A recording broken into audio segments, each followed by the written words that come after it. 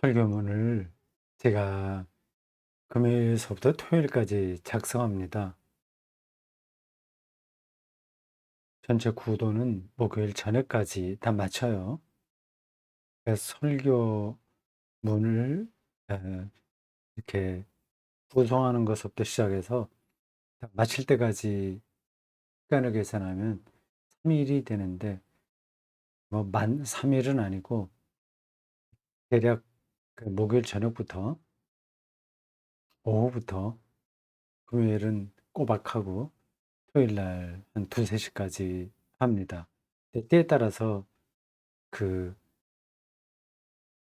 어 뭐예요. 그 진도 나가는 게 속도가 다릅니다. 어떤 때는 이제 진행이 잘 되고요. 처음에 구성했던 방식으로 쭉 진행이 됩니다. 어떤 때는 중간에 자꾸 바뀌어요. 이 설교문을 작성하는 게 그렇게 쉽지가 않습니다. 아예 설교문 없이 대충 줄거리만 잡고서 그런 방식으로 설교하는 게 편합니다. 그렇게 해서도 가능하죠. 이번 설교가 그 작성하는 데 좀 힘이 들었습니다. 서기관과 가난한 과부 이야기가 연결해서 나오는 거죠. 이게 3년 전에도 했던 설교 본문입니다.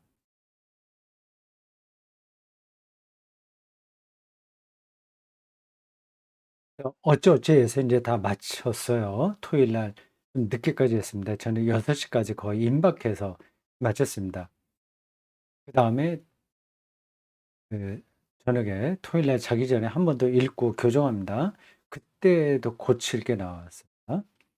그리고 주일 아침에 아침밥 먹으면서 빵 먹죠 주로.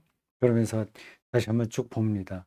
근데 이번 설교는 그 아침에 좀 문제가 제 눈에 많이 들어왔어요. 그래서 많이 고쳤습니다. 그래서 출력을 완전히 새롭게 할 정도로 고쳤습니다. 이럴 땐 좀 난감해요. 이 설교 한 편을 200자 원고지 36 에서 7장 정도 되는데 거의 일정합니다. 그거를 어 이제 짜임새 있게 쓴다는 게 간단한 문제가 아닙니다. 어떤 때는 앞에서 한 이야기를 또 해요. 뭐 그렇게 하더라도 뭐 크게 문제가 되는 건 아닌데 어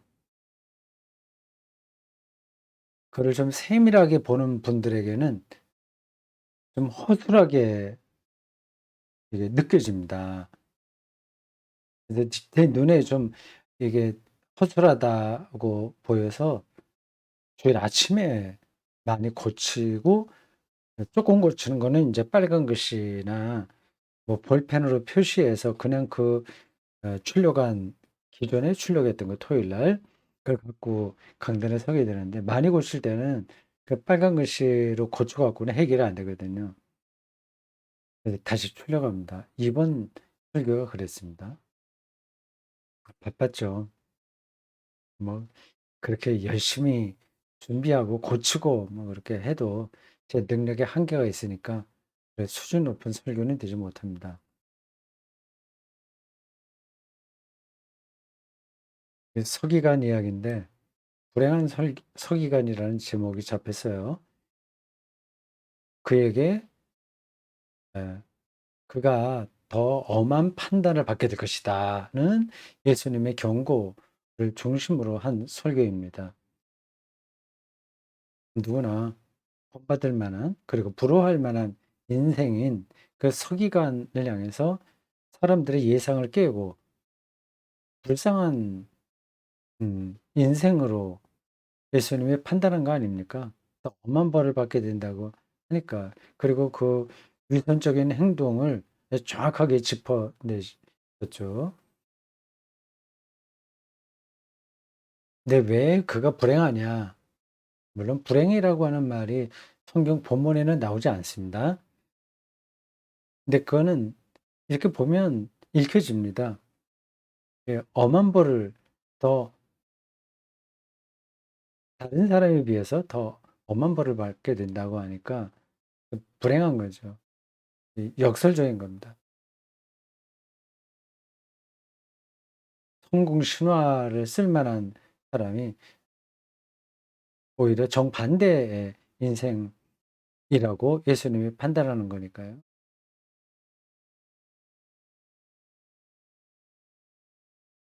근데 그가 왜 불행하냐 하는 거를 설명한 건데 잘 전달이 된지는 모르겠습니다.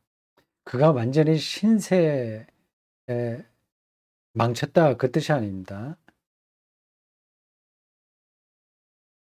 뭐 사고가 나서 장애인이 됐다거나 하여튼 인생이 쫄딱 망했다 그런 뜻이 아닙니다. 그런 것들을 하나님의 엄한 벌이라고 생각한다면 그건 우리가 받아들이기 힘듭니다. 그건 안 되는 말이 안 되는 겁니다.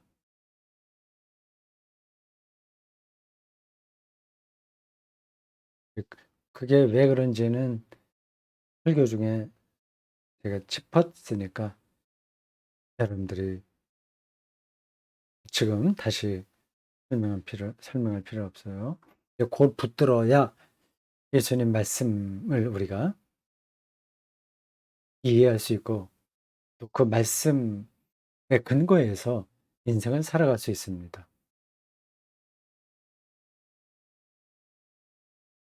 그 서기관이 이제 긴 옷을 입는다고 그러잖아요. 네, 마태복음 23 장인가도 비슷한 구절이 나왔습니다. 23장 맞죠? 네, 마태 23 장. 여기는 전체가 다 서기관과 바리새인을 향한 비판입니다. 어떻게 보면 비판을 넘어서서 비난이라고 해도 좋을 정도로 신랄한 이야기들이 나옵니다. 서기관과 바리새인은 거의 같은 사람이라고 봐도 됩니다.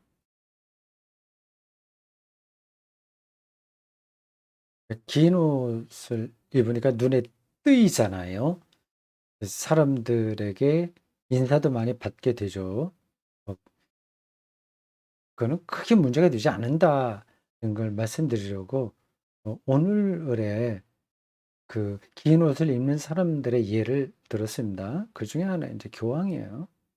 교황 옷은 아주 특이합니다. 옛날 유대 사회의 제사장의 옷과겠죠. 그보다 더 화려합니다. 종교적 상징이 거기에 많이 있죠. 심지어는 모자까지 쓰지 않습니까?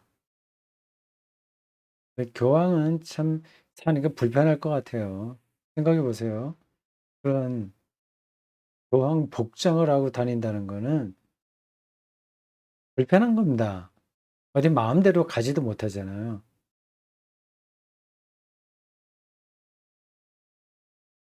근데 교황이 그런 옷을 입었다고 해서 비난하는 사람은 없어요. 종교적 권위에 대한 예우니까 뭐 그게 문제는 아닙니다. 예수님의 서기관의 행태에 대해서 언급한 세 가지가 꼭 잘못된 건 아닙니다. 근데 그게 인제 그 사람에게 어 잘못 작용하면 위선자가 되는 거죠. 그렇지 않으면 그거는 하나의 상징으로서 얼마든지 우리가 받아들일 수 있습니다. 그러니까 '긴 옷을 입었다.' 뭐 '문안받는다.' '상석에 앉는다.' 그런 것들을 이상하게 생각할 필요는 없습니다.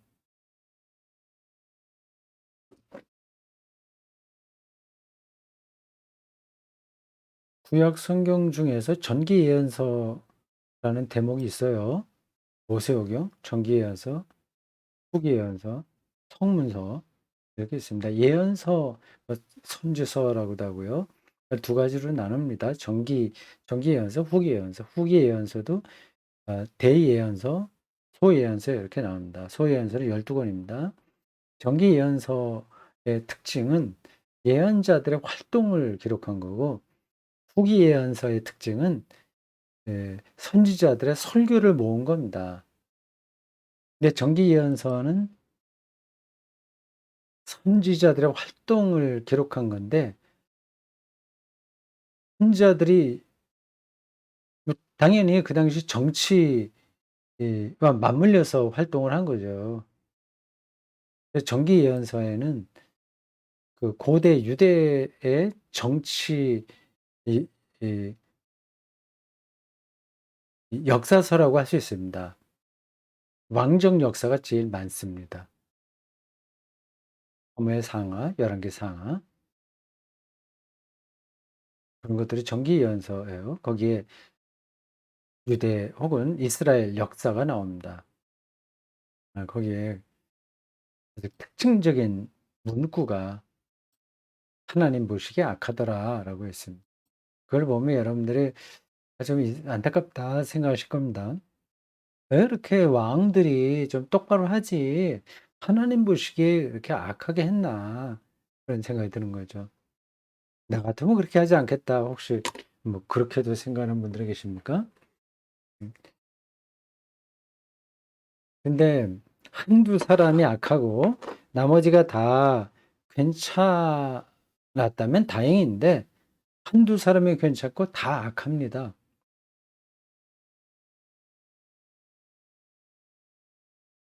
다 악하다고 표현되어 있습니다. 그게 좀 이상하죠.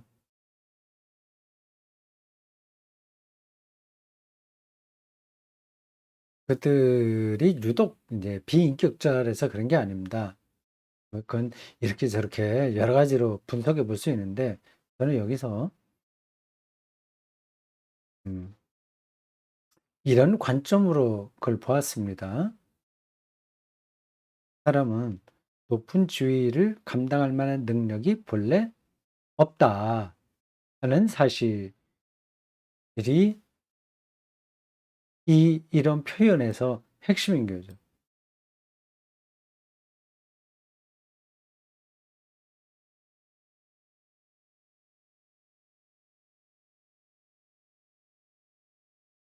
이게 무슨 뜻인지 뭐 여러분들이 다 생각을 하실 겁니다. 사람이요. 네 거의 비슷합니다. 차이라고 하는 게 크지가 않아요. 물론 보기에 따라서 크기도 합니다. 뭐 대학 교수와 어 뭐 학력이 변변치 못한 그냥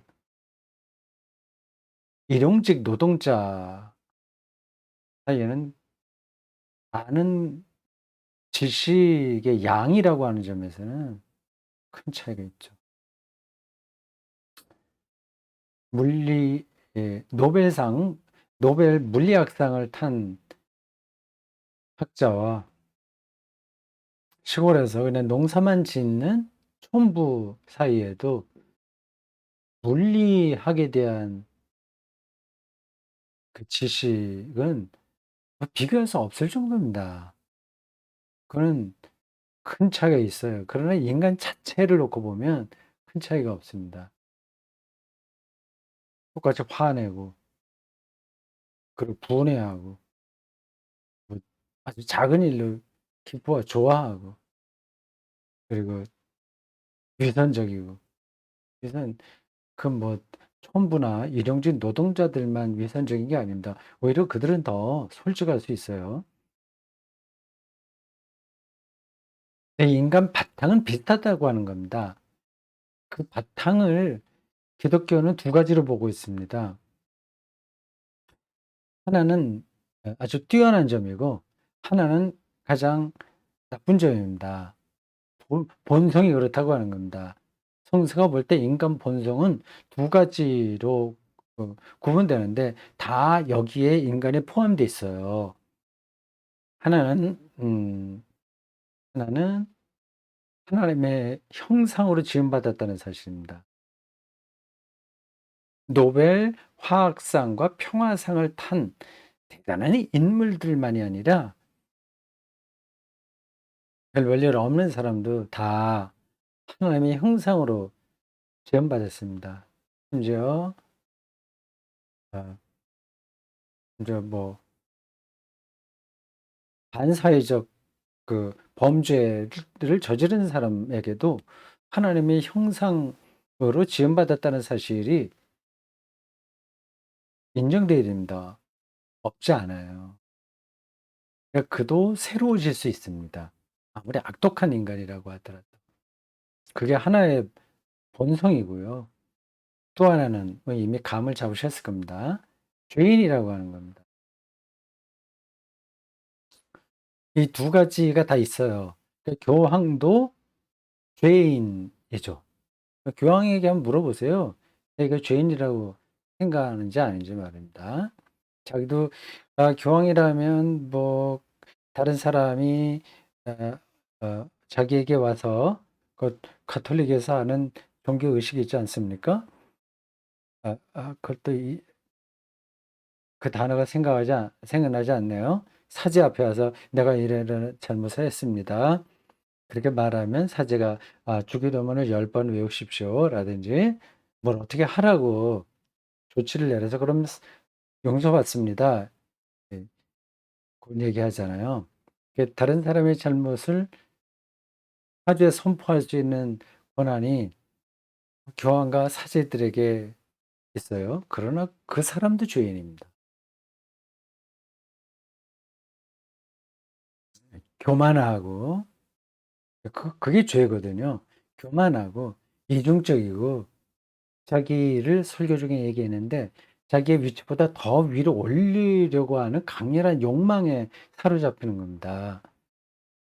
근데 그러한 욕망을 노골적으로 세상에서 실천하는 사람들을 우리는 뭐 "영웅이다. 참 괜찮다." 이렇게 평가하지 않습니까? 이 두 가지 속성이 다 있어요. 이렇게 잘하면 하나님의 형상으로 갈 수 있고 영적이라는 겁니다. 생명의 본질을 향해서 나아가는 그러한 음 성, 그런 경향성, 그런 힘 그런 걸 하나님의 형상이라고 합니다. 다 우리들에게 있어요. 하나는 자기를 높이려는 갈망 이것도 누구에게나 있습니다. 그런 차원에서 본다면 모든 인간은 비슷합니다. 그런데 일부의 사람들이 왕이 된다거나 교황이 된다거나 아니면 재벌 총수가 된다거나 이제 높은 자리에 오늘 본문에 나오는 대로 하면 서기관 같은 그 인사받는 자리에 올라서게 되면 그걸 감당하기 힘든 겁니다. 그러니까 아무리 자기가 잘하려고 하더라도 실수하기 마련이에요. 이렇게 저렇게 또 치우칩니다. 그리고 자기가 아는 것도 한계가 있고요. 그 시간에 얘기했는데 우리나라의 지난 60 년대, 70 년대, 80 년대를 거치면서 죄가 없는 사람이 간첩으로 몰린 적이 한두 번입니까? 그래서 죽은 사람도 많아요. 뭐 그것만이 아니라 이 판사들의 잘못된 판단으로 억울한 일을 당한 사람들이 많습니다. 뭐 1-2년 전인가 그때도 누구를 죽였다고 해서 평생 감옥에 있던 사람이 무죄로 석방되지 않았습니까? 자기를 방어할 수 있는 능력이 없는 사람을 이런저런 정황만 보고 이 범죄를 저지른 것으로 몰아가는 일들이 많이 있었어요. 그리고 그것을 판사들이 분간해 내질 못합니다. 그래도 개인에 따라서 다르죠. 그거를 세밀하게 살펴보는 판사도 있을 거고 대충 자기의 경험에 의지해서 그냥 사형을 확정하는 그런 판사도 있겠죠. 이제 대통령이나 왕이나 뭐 수상이나 이런 사람들도 일단 마찬가지입니다.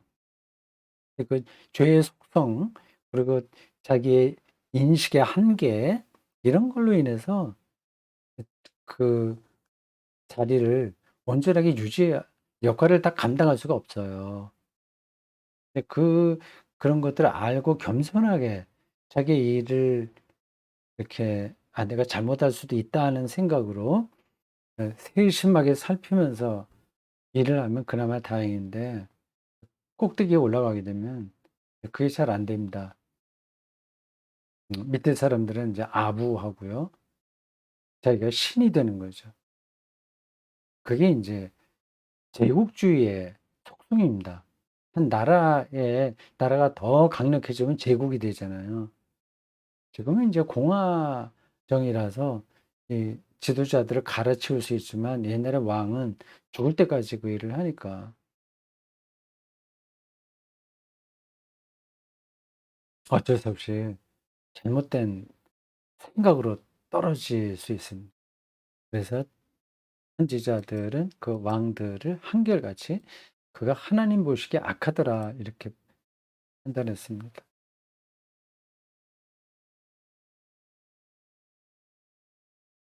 그래서 서기관의 자리도 높은 자리이기 때문에 이게 똑바로 그 역할을 하기가 불가능합니다.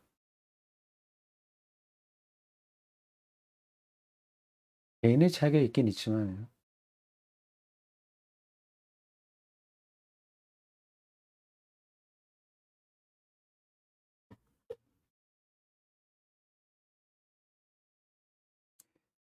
예수님의 말씀이 비현실적으로 들릴 때가 있잖아요. 이거 뭐 그게 되나? 자기를 낮추는 자는 높아지고 자기를 높이는 자는 낮아진다고 하는 게 이 현실에서 맞나? 그런 말씀들 많고요. 뭐 가난한 자가 복이 있다. 이게 말이 되나? 자기 십자가를 지라고 하는데 자기 부인하라고 하는데 나를 따르려면 어떻게 하라고 하는데 이게 현실적으로 말이 되나? 그런 어, 궁금증이 생길 때가 많습니다.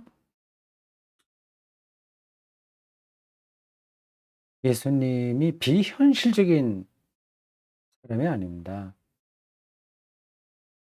자기가 신이라고 그래 갖고 내 말 들으면 복을 받아 이런 식이 아니에요. 인간에 대한 이해가 얼마나 깊은지 모릅니다. 아주 깊게 보는 겁니다. 그리고 어떻게 사람이 휩쓸리는지도 다 압니다. 그러니까 예수님의 말씀은 공허하거나 관념적이거나 비현실적인 게 아니라 우리의 안목보다 더 깊이에서 주시는 겁니다. 그 차원이 다를 때, 뭐 지평이라고도 할 수 있습니다. 그 다를 때에는 이게 잘 안 들려요.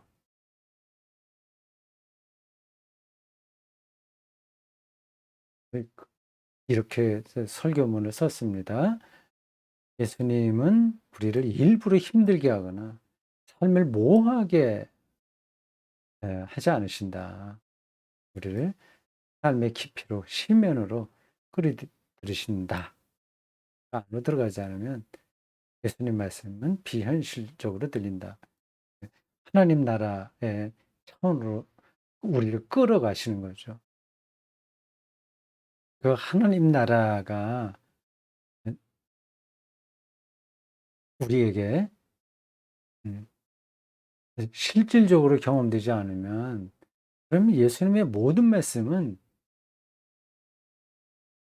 이상주의자의 뭐 좋은 영색, 그냥 그럴듯한 이야기 이런 데 떨어지게 됩니다.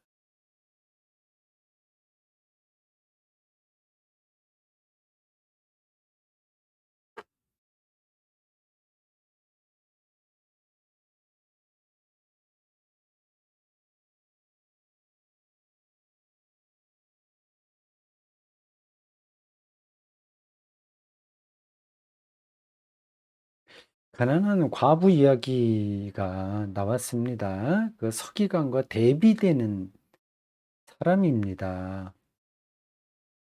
서기관은 더 엄한 벌을 받는 거예요. 그 중요해서 한번 설명하려고 했는데 제가 붉은 글씨로 체크를 안 했군요. 지나가겠습니다. 그 서기관은 인격이 분열됩니다. 자기가 머리를 굴려서 불법은 아니나 아, 이 과부의 재산을 삼키거든요. 그러면서 길게 기도합니다. 이제 그런 일이 반복되면 인격이 분열되는 거죠. 근데 그게 이제 엄한 벌이다. 이제 그걸 얘기를 한 겁니다. 그 이제 그 엄한 벌을 받는 서기관과 완전히 다른 사람이 여기 등장하죠. 가난한 과부예요.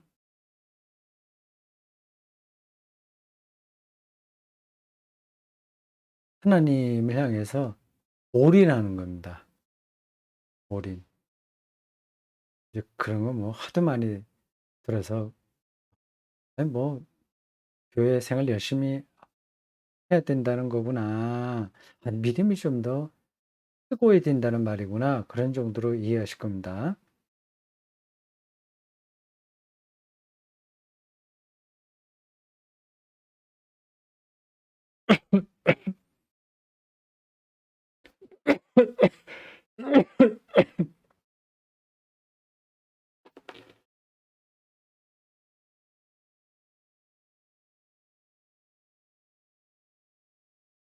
잠시 목에 뭐 사례 비슷한 게 그래서 사례는 아닌데 목구멍 어느 부분이 약간 불편해서 기침을 했습니다. 그래서 잠시 멈춤해 놓고 목을 달래서 다시 이어갑니다.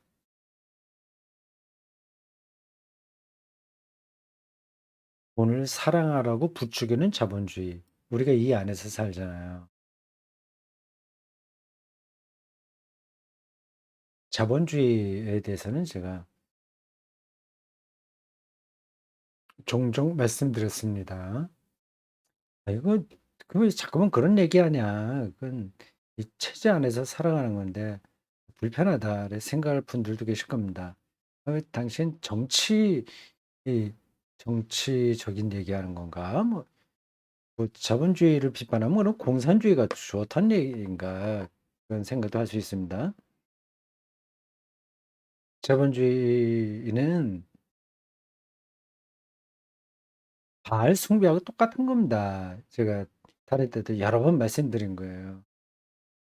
구약에서 바알 숭배를 선지자들이 가장 강력하게 비판하지 않았습니까? 그런 선지자의 전통을 오늘 설교자가 이어받는다면 당연히 자본주의에 대해서 그런 강도로 비판해야 됩니다. 물씬 숭배잖아요. 저는 설교 시간에 자본주의에 대한 비판하는 거를 이거 정치적이다 이렇게 생각하지 않습니다. 여러분들이 불편하더라도 그거는 뭐 선지자들이 늘 한 이야기니까 당연히 해야 되는 거죠. 그걸 자본주의를 공격하기 위해서가 아니라 그리고 반대되는 공산주의를 변호하려고 하는 게 아니라 우리의 영혼이 살아야 하기 때문입니다. 하나님 사랑과 돈 사랑은 병행되지 못하니까요. 이게 뜨거운 감자예요. 이 자본주의는 우리가 완전히 배척할 수도 없고 그걸 받아들이면서 하나님을 사랑한다고 말할 수도 없는 겁니다. 이 자본주의는 애초로 하나님 사랑과는 거리가 먼 시대 정신이에요. 왜 뭐 지금만 그러냐? 옛날도 다 사람들이 돈을 좋아했지. 근데 지금과 같지는 않은 거죠. 노골적으로 이렇게 되지는 않았습니다. 그래서 이러한 어 자본주의가 이제 극성을 부리는 21세기에 사는 우리들은 다 숙명적으로 하나님을 사랑할 수 없는 불행한 시대를 산다. 이렇게 제가 설교 시간에 이야기했습니다. 뭐 저도 여기에 포함됩니다. 이제 그렇다고 해서 우리가 어 뭐예요? 자발적 가난을 선택할 수도 없잖아요. 그건 아주 특별한 사람들에게만 가능한 겁니다.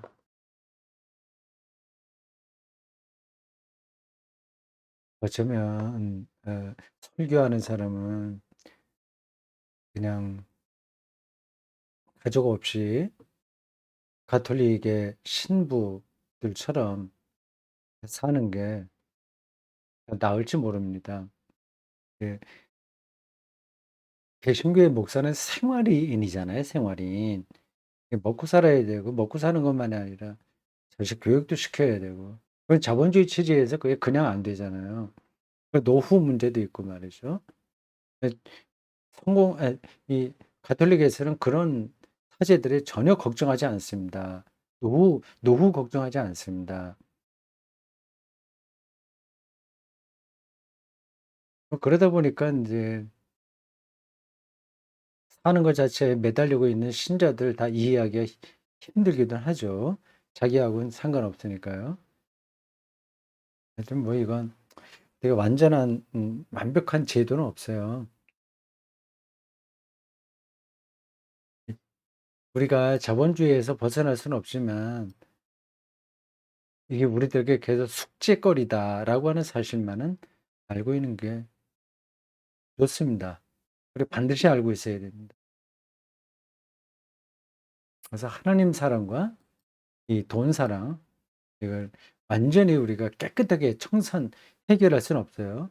이제 가능한 대로 돈에 대한 의존성은 좀 줄이고, 이걸 프로테지로 얘기한다면, 지금은 5대 5라고 한다면, 돈에 관심을 두는 게 5, 하나님 사랑이 5라고 한다면, 조금씩 우리의 생각이 달라지면서, 돈에 대한 관심은 4, 하나님에 대한 관심은 6, 점점 그렇게 변화가는 게 최선이겠죠. 그래서 돈에 대한 건 2까지 떨어지고 하나님에 대한 사랑은 8까지 올라가면 이 자본주의 체제 안에서 우리 그리스도인들에게서는 최선의 삶이 아닐까 생각이 됩니다. 근데 그걸 구체적으로 계량화해 봐라 하는 말에는 제가 대답할 수 없습니다. 어느 정도까지가 돈에 대한 의존성을 2로 줄이는 건지 뭐 제가 어떻게 이걸 다 구체적으로 말할 수 있겠습니까? 자기가 먹고 사는 문제, 일용할 양식이죠. 어, 먹고 사는 데에서 한 10% 정도만 더 넉넉하게 살면 그러면 이 정도 수치가 되나? 조금 더 나가도 되나 안 되나? 그건 뭐 아무도 그걸 아주 딱 끊어서 말할 수는 없습니다. 그래도 한마디 한다면 생존 생존의 위협을 느끼지 않는 상태에서 한두 걸음 더 나가는 정도. 앞에서 말한 거하고 비슷하네요. 일용할 양식에서 조금 더 나가는 것. 그 정도로 살면 되는데 그걸로 우리가 자본주의 체제에서 안심하고 살긴 힘들죠. 여러분들이 각자 알아서 처리하시기 바랍니다. 이 가난한 과부, 그 자기 하나님께 모든 걸 바쳤다고 한 이야기 예를 들어 설명한 겁니다. 이게 적당한 이해가 되는지 모르겠어요. 이 가을의 정취를 충만하게 느끼는 거는 뭐 굳이 예수 믿지 않아도 뭐 자연주의적인 생각만 할 줄 알면 되지 않냐. 그런 말이 가능합니다. 여기서 좀 더 기독교적인 영성이 필요한데 그걸 이 시간에 또다시 설명하지는 않겠습니다. 자연주의적 영성과 그리스도교적인 혹은 기독론적인 영성 아니면 이렇게 되는군요. 그러니까 이걸 다 기독교 신앙 안에서 해결할 수 있습니다.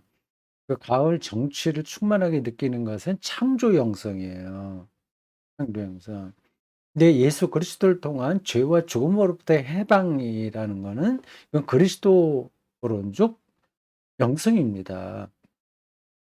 뭐 성령론적 영성은 또 같이 포괄해서 설명할 수 있어요. 이것들이 가능하게 하는 힘이니까요. 그러니까 창조 영성과 구원론적 영성, 이제 그 그리스도론적 영성, 이게 잘 균형이 맞춰져야 됩니다. 기독교인이라고 한다면. 그러니까 기독교인이 아니라고 한다면 창조 영성이 자연주의적인 영성이니까 그게 다 통하는 거예요. 음. 예를 들자면 데이빗 소로운가? 예, 월든이라고 하는 책이 있잖아요. 그게 이제 자연주의적인 영성이거든요. 월든. 그 사물을 보는 시각들 말이죠. 그 자연 가을의 정취를 가득 채우는 그 삶의 태도입니다. 창조 영성하고 다 있는 겁니다. 근데 그리스도인은 거기에 한정하지 않고 예수 그리스도를 통한 죄와 죽음으로부터 해방까지 가는 거죠. 그게 창조의 연성과 어떻게 잘 조화롭게 연결되느냐 하는 게 기독교 신앙의 깊이로 들어가는 겁니다. 그것이 단단하게 잘 연결돼 있어야 우리가 자연주의적 영성을 이해하면서도 그 안에 머무르진 않을 더 풍요로운 생명의 깊이로 들어가게 되는 겁니다.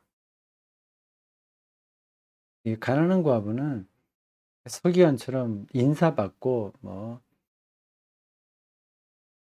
긴 옷 입고 다니면 뭐 그런 데 사람들이 몰려오고 인기 있는 그런 게 없는 사람이라서 이 자연 이 가을에 햇살과 하늘 안으로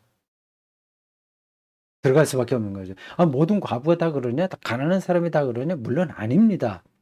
준비가 돼야 되죠.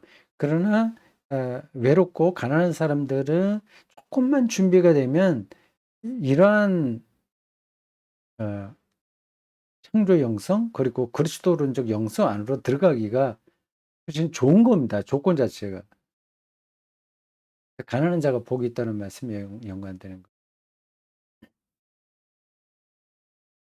여기 제가 "대형 교회 목사였다면 제 영혼이 불행했을 거다." 그렇게 말씀을 드렸습니다. 네.